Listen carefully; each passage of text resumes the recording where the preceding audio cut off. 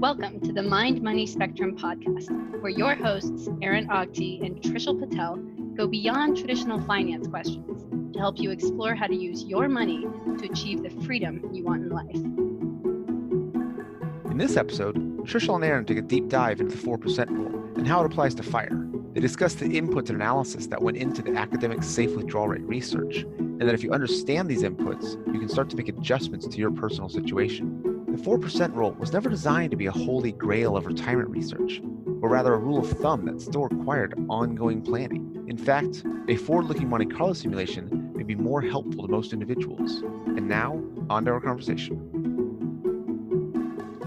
Hello, everyone. My name is Trishul Patel, and I'm a wealth manager on the East Coast. I'm here today with my co-host, Aaron Agti. Aaron is a financial planner from the Bay Area on the West Coast. Hello, Trishul. How are you doing today? Great. Well, thanks for having a chat with me today, Aaron, and welcome everyone to our podcast where we explore finance planning and investing. Thanks for listening today. And in this week's episode, we're going to take a deeper dive into FIRE, a topic we discussed in our first episode. So simply, FIRE stands for Financial Independence, Retire Early. And the notion with FIRE is the more you save, the more quickly you can retire. In the first episode, we discussed the basics, but a key component of FIRE is this notion of the 4% rule. What this means is if you spend about 4% of your savings a year and you can survive off that, you should be able to be comfortable enough to retire. That money should last longer than you need it to. Well, there's a lot of criticisms to this rule, so we're going to be attacking it and exploring it in more detail and seeing what we can uncover about the realities of how that may play out in a more realistic situation across more realistic outcomes for people. How does that sound, Aaron? It sounds good. And I think I would like to think that our discussion is going to be a deep dive into the 4% rule and really understanding it. And if you understand everything that goes into that conclusion, then you can kind of make the adjustments to apply it to your life. Does that sound kind of what you're thinking? Yeah, I think so. So let's begin with just reviewing at a high level, what does the 4% rule mean and where did it come from and what is it all about? And then we can talk about how that contrasts with the traditional approach that planners take or professionals take when they come up with a plan for an individual. And then we can basically compare the two and see where one may be better than the other and so on. So I'll kick it off with just a quick understanding of the 4% rule, and then we'll kind of go from there. Okay. The 4% rule begins with the notion of, let's say you have $1 million and you take 4% of that, 40,000. Well, if you're able to survive on less than 40,000 a year and your investments earn more than 40,000 a year, then you basically are financially independent and you can retire. There have been many studies about this. One of the more famous ones was the Trinity study from 1998, where they tested this notion across various combinations of stocks and bonds in a portfolio to see how well this 4% rule held up. And it turns out it's pretty robust according to their research. And to be more specific, though, what the 4% means is it's 4% for your first year on your million, so that's 40,000. But they also adjust for the notion that there's inflation to handle, meaning money in the future is worth less than it is today because prices rise over time. So they adjust that 4% for CPI. You might add about 2% a year, something like that, as a good long-term average. Well, a few things to note is there are, of course, criticisms to this rule, but that's the high-level basis. And Aaron, what do you think about that versus the traditional approach? So I think before we get to the kind of more common approach among financial planners, I would like to go a little deeper into the study. And actually, before the Trinity University study, Bill Bengen did a study. He was the founder of the 4% rule. And what he's doing is looking at what if a combination of stocks and bonds, let's say 60% stocks, 40% bonds, and also incorporating inflation, that's another key assumption. If you were to retire at 65 in any random year in the past century, would your money last for your lifetime? And he assumed at age 65, a 30-year lifetime. So going 65 to age 95, because that incorporated the vast majority of people, especially when he did the original study. And so the idea is that if you retire in, say, 1950, and you have $1 million, you start taking out $40,000, or even if it's $100,000, you're taking out $4,000 per year. Kind of, the scale doesn't matter; it's that percentage. You have 6% stocks, 40% bonds, and you're increasing your lifestyle with inflation. Your money does last your entire lifetime. And he redoes this, kind of how much could you withdraw in any given year over the last century and not run out of money.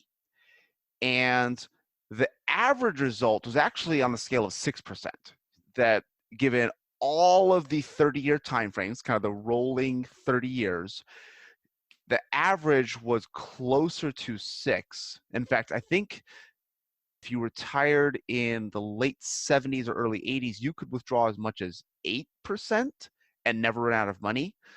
But the idea was that the worst case scenario, if you retired on the eve of the Great Depression, or I believe a year around 1950, that the worst case scenario was if you withdrew 4%, you still had money left over 30 years later. Now you have like $1 left over, but you spent your last dollar on the day you died, kind of thing. So you didn't run out of money, basically. Correct. You didn't run out of money. You didn't have anything left over, but you didn't run out. And that became the safe withdrawal rate, that given historical economic environments, combinations of stocks and bonds and inflation, if you withdrew 4% or less, there was no historical era where you would have run out of money. Sometimes you withdraw more, but you don't know that when you start. So if you started at 4%, then you know you'll be safe. And the factors kind of to first understand were, one, when you look at the combination of stocks and bonds, he's usually looking at large cap stocks, either the Dow Jones or S&P 500, and he's looking at the U.S. Treasuries. And mostly because we just have data that goes back longer for those two indices, and then also inflation. So there's the fact that we have data for that allows you to get a longer track record of how those different indices interact with each other, because that ends up becoming a big component. In one of the worst case scenarios around 1950, the issue wasn't actually the kind of stock and bond returns, because bond returns were actually pretty high. The issue was inflation, that the high inflation of the 70s meant you were spending down so much of your money that you ran out of money before you got to the bull market of the 80s. And that was one of the keys to keep in mind, was that the old-fashioned kind of pre-computer financial planning was just, stocks will average 10%, bonds will average 5%, we do a 60-40 portfolio, your average portfolio will generate 8%, and so as long as you spend less than 8%, you'll be fine. But it really didn't account for inflation at all, and it doesn't account for volatility and the fact that while stocks might average 10%, they don't get 10% any given year. It's going to be up 20 and down 10 every year. So the factors that I want to go a little deeper in are kind of the correlation between stocks, bonds, and inflation, the sequence of return risks, and also understanding that it's a rules-based strategy to kind of make the math work. it has to be a rules-based strategy, and it by rules-based strategy, it doesn't have room for, there's no wiggle room. It has to apply these certain assumptions over that 30-year time frame. So when Trinity did the study, they also kind of confirmed it a little bit. It was the main idea. They got a little more robust in terms of asset classes and assumptions that they made. But if you understand each of the components that goes into that, you can start to apply it to your individual situation.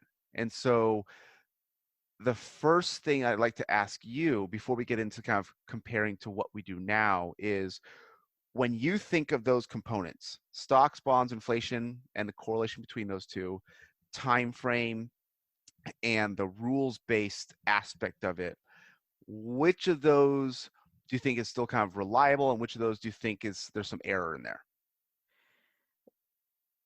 I think there's not necessarily error in there, but I think there's room for extra planning. When I think about the 4% rule at a high level, I kind of see it as a rule of thumb. And honestly, that's how I think it was intended. I don't really think it was meant to be a 4% plus CPI, set it and forget it. I really think the notion was it's supposed to be a ballpark and it gets you in the ballpark, but you probably need some massaging along the way to make it work for a given situation and a given set of circumstances. The reason also I believe this is because the actual authors of the Trinity study stated the following. They said the word planning is emphasized because of the great uncertainties in stock and bond markets. Mid-course corrections will likely be required, with the actual dollar amounts withdrawn adjusted downward or upwards relative to the plan. The investor needs to keep in mind that selection of a withdrawal rate is not a matter of contract, but a matter of planning. So what the authors of the Trinity study are saying is basically, yes, this is a good notion to think about, the 4% rule, if you're just doing back of the envelope math, but you're still going to have to think about things or circumstances where you may need to change or deviate away from 4%. For example, if the market is in a downturn, if you're able to spend less, you'll have a much greater chance of having your money last longer. Or if you have an exogenous event happen to yourself personally, something where maybe you're in the hospital and you have a high round of medical bills, something we discussed in our last episode, maybe that's a scenario where your spending may increase for a certain period of time, and maybe you want to drop your spending in the periods after to compensate for that. So there's certainly good planning that's involved and most likely required for a strategy that sounds as simple as this one. I agree with that, and I think I agree that it is a good rule of thumb, but it really is just that. I think even Bill Bengen talked about the same thing of it's a much better starting point than assuming you'll get an 8% return on a 60-40 portfolio, but it is just that. It's just a starting point. And so the first thing I think even Bill Bengen talks about, that the time frame, that 30-year time frame, if you apply the same methodology as his research, but you change your time frames, so you change it to say 20 or 25 years, you can withdraw more. You can go more than that 4%, because in those worst case scenarios, you didn't run out of money withdrawing 4%. You didn't run out of money at 25 years because you had enough to last 5 years. So it implies that you could have started off withdrawing just a little bit more. Now it's like 4.1 to 4.3, but at 20 years, you might be able to withdraw as much as 5%. But on the flip side, if you go longer than that 30 years, that 4% is no longer that safe withdrawal rate number. that applying the same methodology, there are historical examples where historical combinations of stock, bond, and inflation returns, where if you withdraw 4%, you will run out of money before you get to the end of your lifetime. And so I think this is the area that gets misapplied the most. If someone's retiring at 60 and they have longevity in their family, or at least they want to make sure that they don't run out of money before 95 or 100, now that 4% rule is no longer safe. And if someone is pursuing FIRE and actually never going to work again and is going to depend on those assets, if they're in their 40s, they could be talking about a 60-year time frame, and now 4% is not even close. So that is the first component I like to point out to people whenever we talk about the safe withdrawal rates research. It's the historical combination of stock, bonds, and inflation returns and a 30-year time frame. And so given each individual's time frame, that's the first change we're going to make is, okay, you're only 55, you can't assume a 4% now. So we're going to kind of incorporate that portion into the planning. So I want to ask you, have you seen similar things like when it looks at time frame or certain those aspects, where are there certain things that you have adjusted knowing how the research was determined? Most certainly. I think you hit the hammer on the head, Aaron, with the 30-year concern. If you're going to retire in your 40s or 50s, you better plan for a lot longer than 30 years. When it comes to the notion of having a rule that's hard and fast, it's obviously going to need adjustment over time. And it definitely behooves the household to take a conservative approach in understanding worst case outcomes. The last thing you want to do is run out of money in your 70s or 80s, knowing that you have a decade or two of spending, but no real capital base to support it. I think this is also probably why there's a lot of insurance products out there that help reduce these types of concerns. And it's something we'll certainly dive into perhaps in later episodes, but just so our listeners know, you can buy a product where you put in a lump sum of money and it'll pay you 4% until you die or until you and your spouse pass away. These are known as fixed annuities, and there are options out there or products out there for these types of solutions that if you're able to come up with a capital, you might be able to find a solution if you're looking for something simple where you don't really have to think. But if you're willing to make a little bit of changes along the way, that, as I mentioned, if it's a bad time in the market and you're able to cut your spending down a bit, you have a far greater chance of being able to survive these types of road bumps along the way. And that's why I think it's more about planning than it is about coming up with a rule and set it and forget it. I agree with that. And I think that there's two things that you mentioned. One just now, previously, that are very, very important and actually are almost kind of take it to the other end of how I apply it to the advice I give to my clients. It's because the math has to make assumptions at the beginning.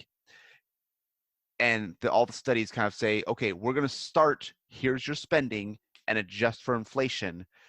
It never makes an adjustment along the way.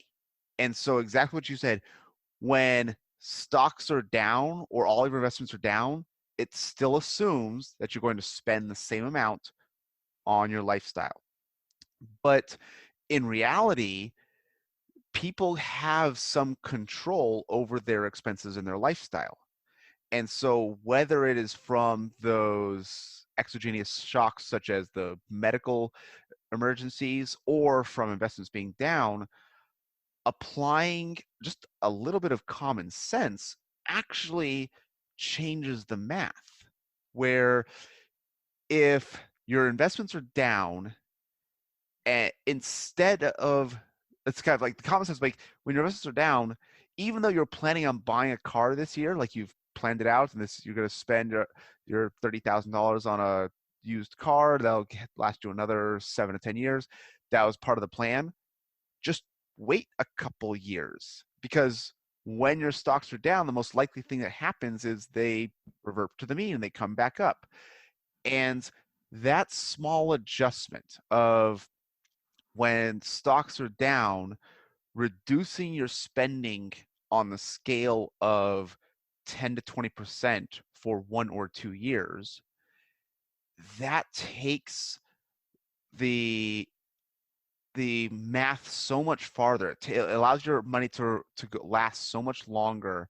And it's now, I have had situations where I've made recommendations to clients, especially if they're approximately 60, 65. So it's still around that 30-year time frame, but because they're willing to be flexible in their spending and apply common sense to future spending in reaction to their investment returns, we can actually support a withdrawal rate on the scale of 4.5%, even as high as 5%. And the way I present this is, if we do 4%, you never have to adjust your lifestyle. Given 30 years, we have enough research, I'm confident enough, if you withdraw 40%, you never have to adjust your lifestyle. But if we withdraw 4.5% or 4.7, 4.8, you get to start out now at a higher base. And when they're in their 60s, they might prefer that. And you need to be prepared. You need to kind of plan in advance when your investments go down, because your investments will go down at some point in the future. How are you going to adjust your lifestyle to make sure that we aren't overspending in those years that are down, that kind of we're waiting out for it to come back up? And most people, if they have a plan in place in advance, they're like, oh, we just won't buy our vacations that, you won't go on our really expensive vacations that year, or we won't do the car, or they kind of plan out some kind of discretionary spending that they can cut out when those bad years happen. And it's that kind of application of common sense and adjustments that the ongoing planning allows to do better than that rules-based 4% rule. And one of the things I'm really curious to get your take on is, how does that incorporate with the FIRE strategy, where you have the really long time frame, which says we should probably spend less, but the ability to make adjustments along the way, which implies we could spend more? Those are good points, Aaron. I think the way it relates is, when you're thinking about FIRE, there's 2 phases. Basically, there's the capital building phase, where you're building up that nest egg, and then there's the capital spending phase, where you're drawing down on that nest egg. And I think they're both intimately related, and they both require adjustments over time. So let me explain. When you're building up money, the way the math works is, the greater percentage of income that you save, the more quickly you retire. So if you do some back of the envelope math, a quick rundown on the numbers is kind of like as follows. If you can save about 50% of your income, you can retire in about 25 or so years. If you can bump that up to 60 to 70%, you can retire in like 10 or 11 years. So you can see this compounding effect of, if you're saving most of what you earn, you can retire earlier. But if you're saving that amount, think about it. What that really means is you're able to live off a much lower amount of income. So you've already adjusted your lifestyle such that you don't require 80, 90,000 a year to be well off. you're already comfortable living at 30 or 40,000 a year, which is how much you need when you retire, thus lowering the bar to retirement. So that's all part of the planning from beginning to end with FIRE. Early on, you want to adjust to a lifestyle where you're saving as much as possible and not spending much, so that when you retire, you're also not spending much as you're retired. And I think another component that it's important to consider is just because you're financially independent and you don't have to work doesn't mean that you can't work. So if you have a part-time hobby or a side job when you retire that can cover 20-30% of your overhead, you just extended the amount of time or the amount of money that you need to retire by a good amount. If you just need 40,000 a year to cover all of your expenses and you have a part-time hobby that gets you 20,000, well, that $1 million that you required originally for your 4% rule to get to the 40K, you just cut that in half. So planning at the accumulating phase and planning at the withdrawal phase are both very important when I think you consider FIRE. It's not just a matter of these simple rules, but it's a matter of understanding what is best in your situation for the place you're at right now and what makes sense for the future. I think it was Rumsfeld who once said it's not about the plan, it's about planning. You know, when you go to war, you come up with a plan based upon the facts that you have, but you realize those facts are always going to change. A plan is not something you put in the vault and you forget about it, but it's something that lives and evolves over time. And that's what solid financial planning is all about. I like that. And I think that does apply to the advice I tend to give to clients. And kind of going back to now answer your original question, what advice do I actually give to clients? How do I actually apply this research and recommendations to clients? I tend to defer to a Monte Carlo simulation as much as possible. And I think we'll get into the math of a Monte Carlo simulation in another episode. But yeah, explain that just at a high level. So at a very high level, what we're assuming is that given a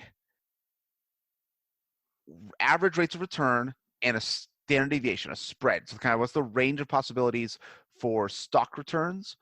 So we know it's going to, if we say it's going to average 8% over the next 3 decades, but the range is like plus 60 to minus 50.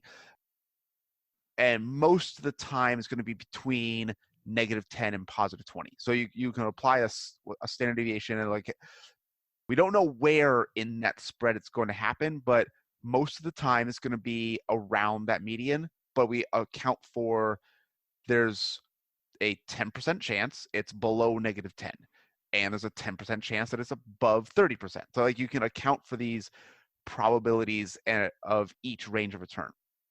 We do the same thing for bond returns and the same thing for inflation, and also we apply the correlations between these. And so we say, okay, we project how much you're going to spend. We give based on our asset allocation, what's our portfolio going to look like, and we apply a random number generator. It says, okay, here's what your return is in year 1, and we apply a random number generator again. Here's what your return is in year 2. And a random number generator again in year 3. And so you start to have a scenario where, okay, we actually illustrate, we go up 20, down like 10, went 0, 0, up 10, down 5. Like you actually start to apply this volatility. But that's just one potential scenario of the future. We rerun that simulation 1,000 times. And that's what Monte Carlo simulations do. And that's why you need computing power to do this. And so you get 1,000 different potential scenarios, and you start to look at the data based on these. So you get to see absolute worst case scenario, absolute best case scenario, and then most of the time it's going to track in the middle. And I like using this one because it gives us that range of possibilities. We can actually kind of track, okay, given certain changes in the future, and we can apply, okay, what does it look like if you do have that medical emergency? What does it look like if things are doing better than we expect? Or what does it look like if there's a really bad year the first year you retire? And looking at that sequence of returns, and we can see how it affects the future, and we start thinking probabilistically instead of just assuming straight line averages. And the key here is that the Monte Carlo simulation is simulated 1,000 times, whereas safe withdrawal rate research kind of have a sample size of about 100. And so that's just how many rolling 30-year periods of data we have. It's actually a little bit less than that. Whereas Monte Carlo simulations, we can have sample sizes over 1,000, and with more computing power and depending on how detailed you want to get, you can actually do simulations on the scale of 10 or 20,000 times. But like once you get above 1 or 2,000, like you don't gain any benefits from rerunning it another 30 times. So we look at that range of possibilities. We're comparing sequence of returns risk, and it feels so one of the things that anytime you're doing these kind of analytical studies is you want to have a good sense of what's going in, so you can tell kind of when it feels right and when something's off. And one of the reasons Monte Carlo simulations work is it tends to support other studies like the safe withdrawal rate research, that most of the time, if you have a withdrawal rate at 4% and you're 65, the average says that you run out of money when you're 95. And so they're two completely different processes, but they arrive at a similar result. And this tends to allow to make those kind of gray area decisions more effectively, where we can start to analyze, okay, what does it look like if your withdrawal rate is 4.5%? What does it look like if we do have a negative year in the future? And what ends up happening is at that 4%, yes, our worst case scenario, our worst 95th percentile, or our fifth percentile results means you run out of money in 30 years. But most of the time, the average is that your $1 million turns into $3 to $5 million. Because you were so conservative and so safe at the beginning, your portfolio just kept growing in the vast majority of scenarios. And here's where I try and have the conversation with clients about what common sense adjustments do we want to make now with that idea in mind? Where do you want your kids to have a better retirement than you do? Because if you spend 4% and you're 60, that's the most likely scenario. If you're in your 30s or 40s, 4% might be manageable, but again, you have to balance out that 30-year time frame with the ability to make adjustments. And I think it's one of those things where 4% probably has worked for most people pursuing FIRE, but not for the reason they think. That they ended up at 4%, even though they should have been starting at 3% and applying adjustments up for common sense. And they might have ended up at 4% anyways, but they probably started at 4% and just didn't dive deep into the research. And this ends up being the advice that most of my clients feel comfortable with, that they can spend a little bit more than the 4%, but we're going to take a look at this each year. How do their investments do? How did their lifestyle go? What's inflation been? And we're going to kind of rerun this every year. So in practice, I kind of never use the 4% rule. I only use Monte Carlo simulations, but I'm confident in the Monte Carlo simulations because they mirror the results of the 4% rule. Does that make sense to you, Trishul, about why I choose to use Monte Carlo simulations instead of a 4% rule? It really does, actually. So let's see if I can distill that a little bit. The distinction I see is with the 4% rule, you first go about it this way. You say, I have X amount of money, $1 million, and you say 4% of that is 40,000. Do I spend less than 40,000 a year? Check. Therefore, I can retire. Whereas that number was generated, or that analysis was generated by looking at rolling periods in the past. The distinction or difference I see with the more conventional Monte Carlo approach is instead of starting with this 4% number, you instead look at how much money you have, you run a simulation looking forward, and you try to see, okay, what percent can you spend today that reasonably makes sense? Does that kind of summarize a distinction between the two methods? Yes, and I think probably the key is I can get a little more specific on how much higher than 4% can we go, Right. and actually measure how much risk we're taking out, like how much planning risk or like end of lifestyle risk of running out of money are we taking on by going above 4%. Right. And I think that's in practice, it's pretty rare I've recommended going above 5%, but there have been a decent number of times where 5% is an acceptable number for clients because they understand the risks. Hmm. Makes sense. I think also what you're doing is you're looking every year and you're saying, okay, what percent makes sense this year based upon what's happened last year and where you're at this year in terms of your requirements. And you just do that every year going forward. The reason that makes sense to me is because not only does your investments change because of the market's performance, but also your requirements may change year over Mhm. year. It just so happens maybe that number that you come up with is sometimes above or below 4%, and maybe it gravitates around 4% just because that number is maybe a good sensible long-term average. But it seems like what you're doing is you're coming up with just a number that makes sense based upon the current circumstances that would leave the client in a sensible position for today and the future should nothing major change. Is that where you end up leaning towards?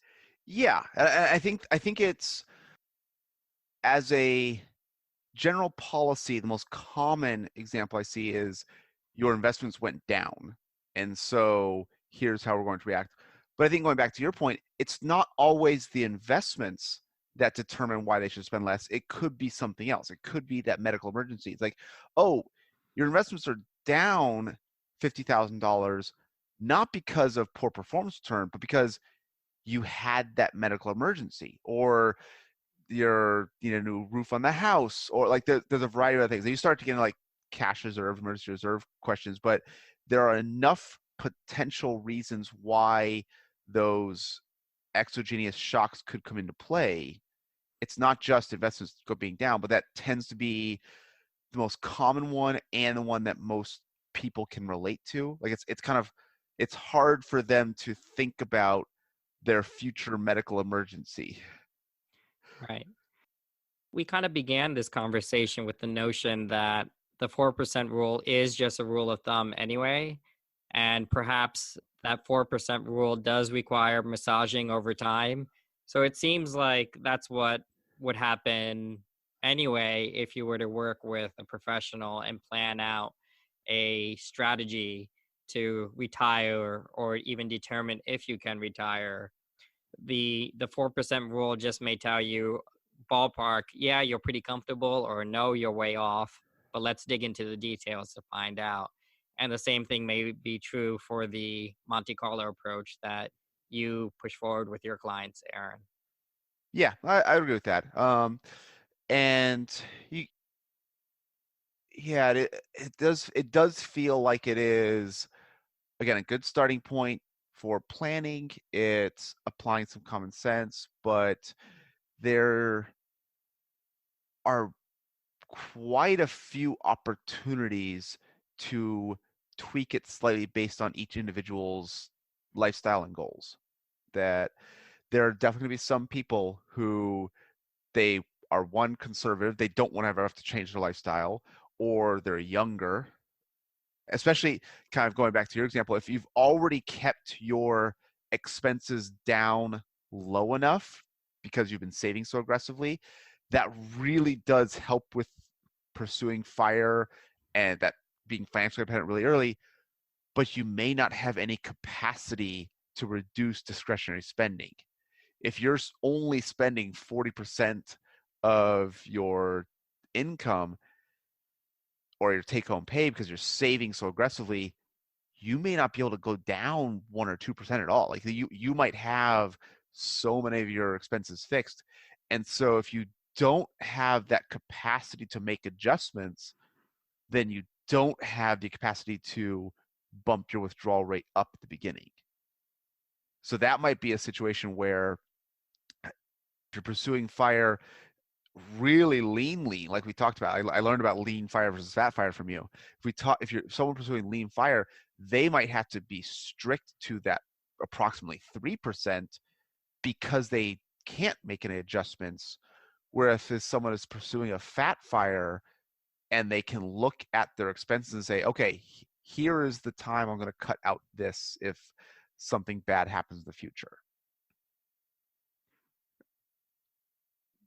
Right. Does that sound like would my interpretation of lean FIRE and fat FIRE as it applies to safe withdrawal research, does that line up with the advice that you have followed yourself and given to other clients? It does. And what we're basically coming to understand is there's a lot of gray here, and it comes down to individual preference and circumstances. What the goal of either of these different philosophies is to basically understand for a client, what are they comfortable with in terms of what do they need and what do they want? What are they okay with sacrificing? And what are they okay with foregoing? And how long do they want to work and so on? So I think all of these come down to understanding what's best for the individual and putting those different ideas forward. And part of what we discussed when we first looked at FIRE is I think all it's doing is putting forward an option of putting more focus on saving more than usual and perhaps retiring earlier than conventional. Yet the actual path that one might take would still require some of the tools of solid and sound planning that any advisor would put forth to a client. Yeah, I think that's right. I think I agree with that. And it's, yeah, it kind of, it's always a spectrum. It's always coming back to the gray area that my interpretation of FIRE was 2 end to 1 spectrum. I didn't learn that there was a spectrum, but same applies for the 4% rule. There is room for adjustment, almost kind of necessity for adjustments and applicate and how you apply it on both ends. Sometimes you can go higher, sometimes you really need to go lower, but it's going to be different for each individual. Right. Well, I think this may be a good place to wind down this conversation. I think we covered a good amount of ground on the 4% rule as it pertains to FIRE. And we've come to understand that there is perhaps a little deeper understanding to some hard and fast rules that people may have heard out there. But it still doesn't mean that the solution isn't available or offered to a point where it might make sense for certain people. And I think that's a good place to end for the day. What do you think, Aaron? I agree. I think that we've our key takeaway is if you understand the inputs into the 4% rule, then you can start to adjust those and see how they apply to you individually. I think that in a future conversation, we can kind of go into what are some of the other details like that.